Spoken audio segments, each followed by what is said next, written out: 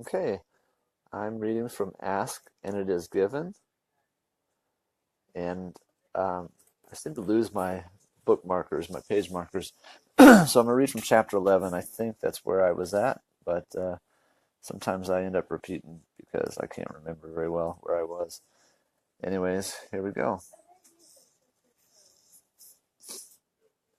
With practice, you will become a joyous, deliberate creator.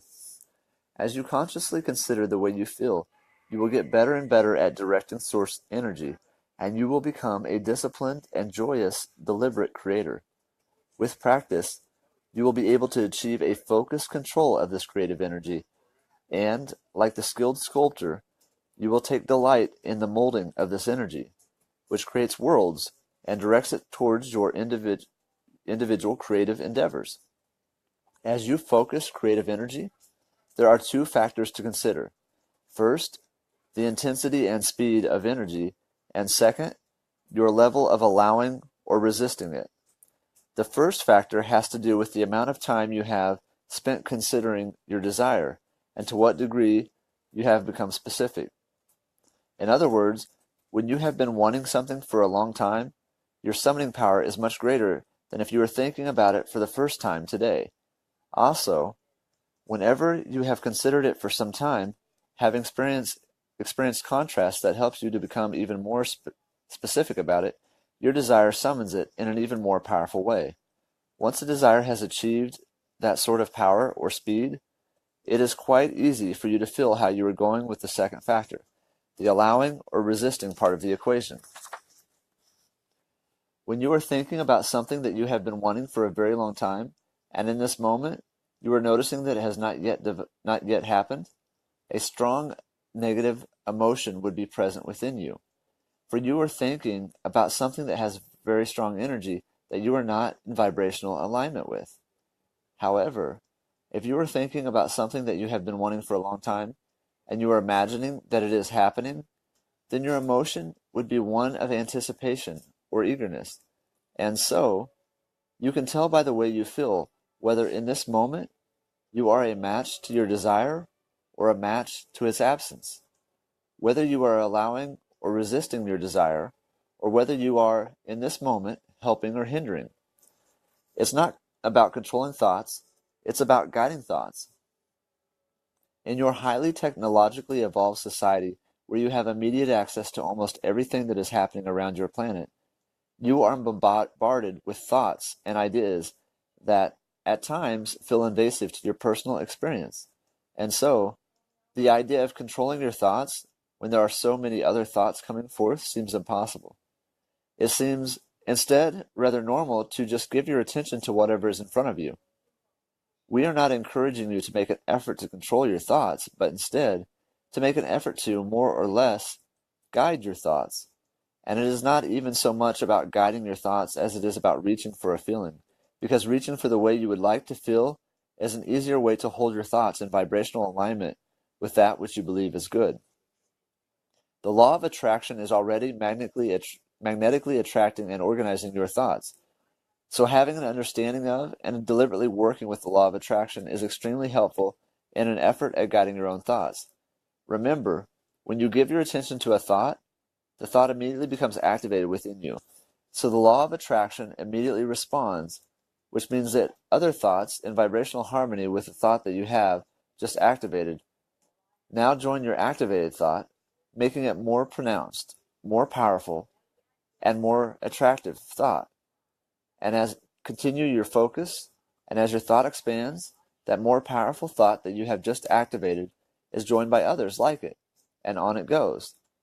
When your practice thought becomes your dominant thought, whenever you have consistently focused on a subject, causing consistent vibrational activation of it within you, it becomes a practiced or dominant thought.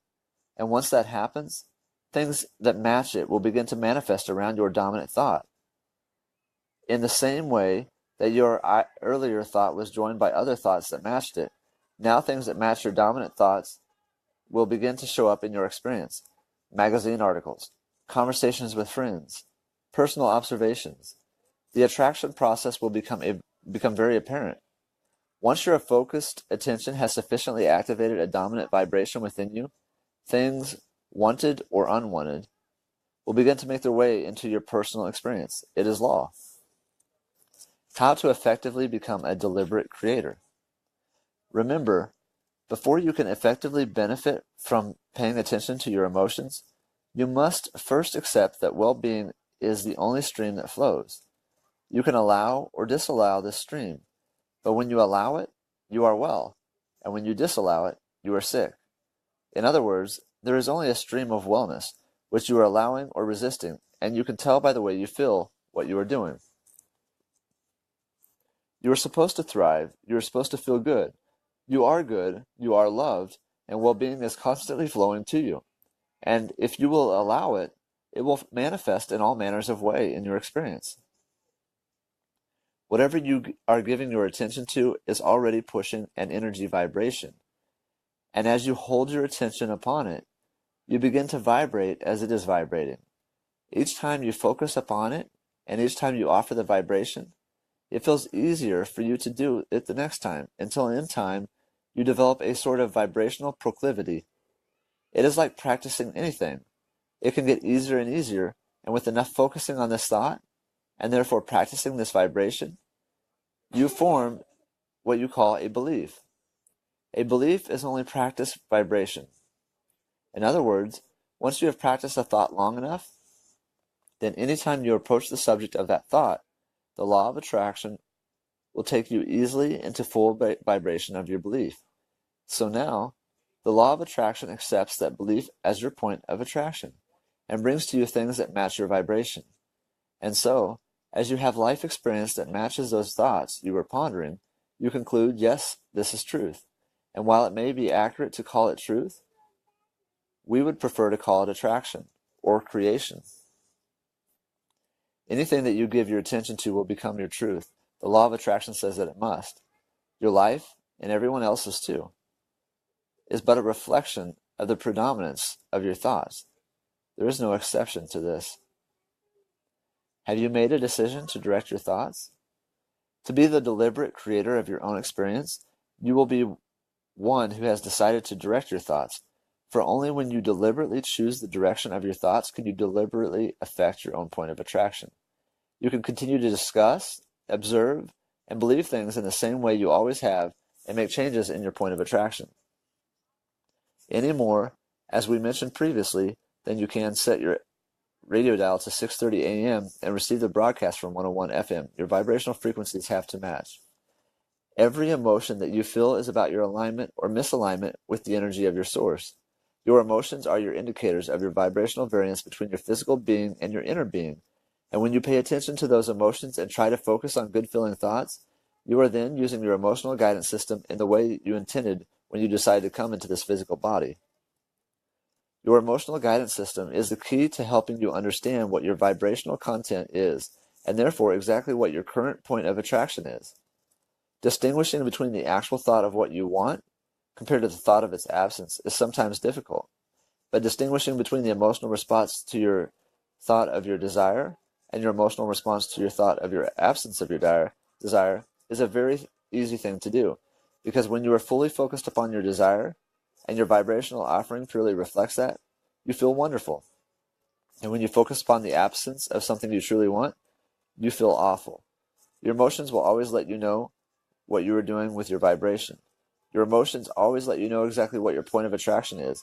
And so, by paying attention to your emotions and by deliberately offering thoughts that affect the way you feel, you can consciously guide yourself into the vibrational frequency that will allow the fulfillment of the desire you hold. Can you accept yourself as a vibrational being? Most of our physical friends are unaccustomed to viewing their lives in terms of vibrations, and they are certainly not accustomed to thinking of themselves as radio transmitters and receivers. But you do live in a vibrational universe, and you are more energy, vibration, or electricity than you realize.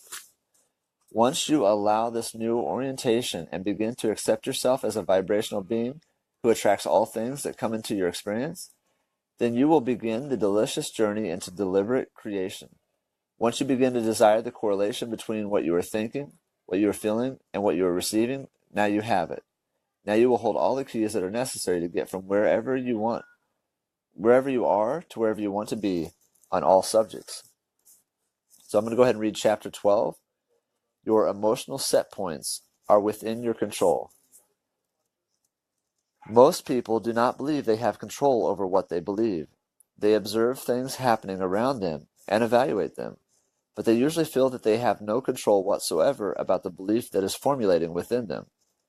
They spend their lives sorting events into categories of good or bad, wanted or unwanted, right or wrong, but rarely do they understand that they have the ability to control their personal relationship with these events. It is impossible to control conditions that others have created.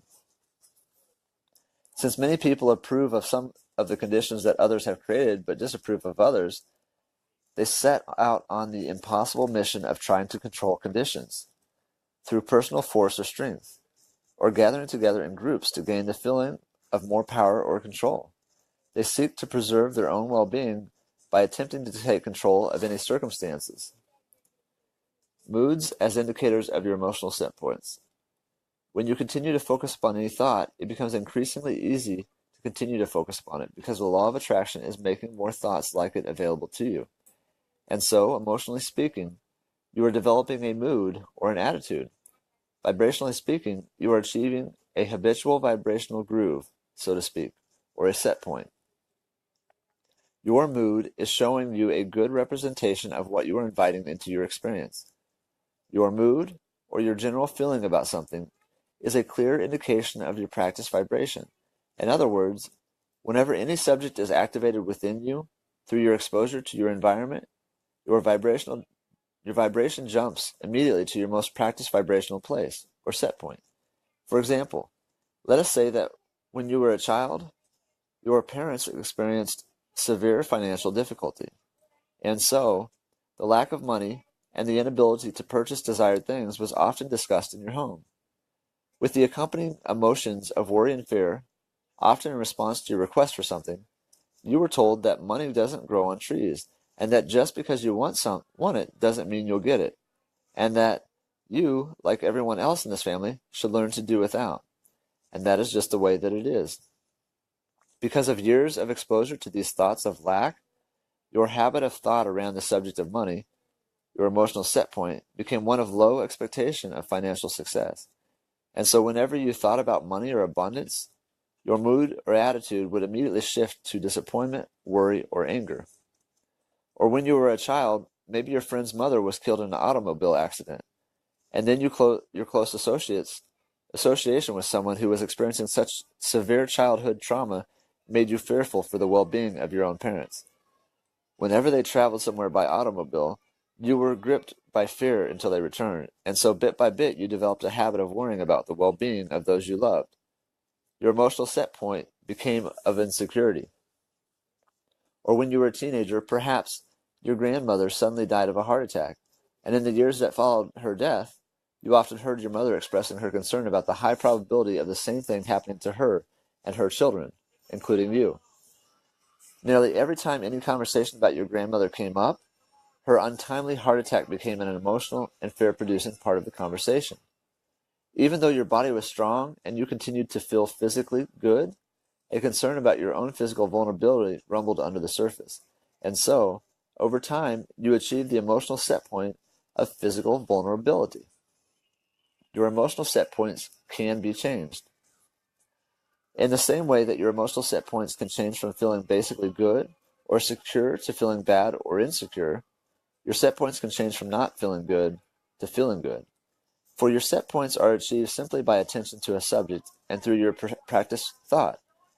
However, most people do not deliberately offer thought, but instead, they let their thoughts gravitate to what is happening around them.